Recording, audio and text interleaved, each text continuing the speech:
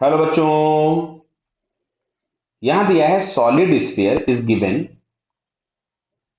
N angular velocity omega and kept on the rough fixed incline plane then choose the correct statement. Clear है। सबसे पहला लिखा है mu is equal to tan theta. ठीक है। The sphere will be in linear equilibrium for some time. Check करते हैं। देखो, वैसे आपको ये बात अगर पता होगी कि म्यू बराबर टेन थीटा मतलब एंगल ऑफ रिपोज होता है। अगर ऐसा कुछ होता है तो ऑब्जेक्ट ट्रांसलेशनल इक्विलिब्रियम में रहता है। फिर भी मैं आपको यहाँ करके बताता हूँ। देखिए यहाँ पे सबसे पहले यहाँ पे अगर हम फोर्स देखेंगे तो इधर नीचे की तरफ में लगेगा mg साइन थीटा। क्लियर। यहाँ पे जो आपके पास आ जाएगा, ये मैंने mg के कंपोनेंट्स कर दिए, नहीं तो फिर डायग्राम मेरे को अलग बनाना पड़ता है। mg cos थीटा यहाँ कहीं पे एक्ट हो रहा होगा नॉर्मल। अच्छा, जो रोटेशन दिया उसके अकॉर्डिंग ये बॉटम वाला जो पॉइंट होगा, ये जो कांटेक्ट वाला पॉइंट है वो नीचे जाएगा, तो इस पे जो फ्रिक्शन लगेगा वो ऊपर लगेगा, और ये स्लिप हो रहा है तो लगने वाला फ्रिक्शन एफ के होगा। बराबर है। अच्छा, मैं यहाँ पे एफ के की वैल्यू लिखता हूँ। तो एफ के इज इक्वल टू हम लोग लिखेंगे म्यू इंटू एन।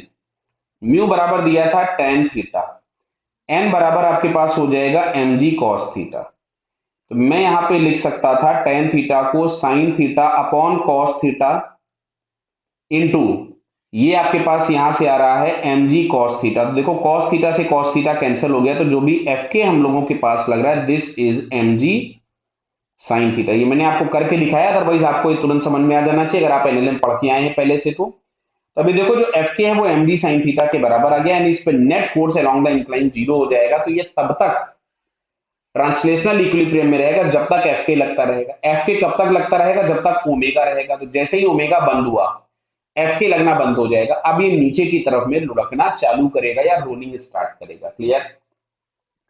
तो इसमें पहले ऑप्शन में लिखा है mu is equal to tan theta then square will be in linear equilibrium for some time. देखो मैंने बोला एफ के तब तक लगेगा जब तक ओमेगा है। थोड़ी देर के बाद ये जो एफ के है इस ओमेगा को खत्म कर देगा। क्यों? क्योंकि जो एफ के का सेंस ऑफ रोटेशन है वो ओमेगा के अपोजिट इसको एक एंगुलर एक्सेलरेशन देगा जो रिटार्डेशन की तरह से काम करेगा, और थोड़ी देर बाद ओमेगा बंद, एफ के खत्म। एफ के खत्म, केवल एम डी साइन थीटा नीचे लगेगा, फिर ऊपर की तरफ में एक स्टैटिक फ्रिक्शन लगेगा और इसका rolling down the incline start हो जाएगा।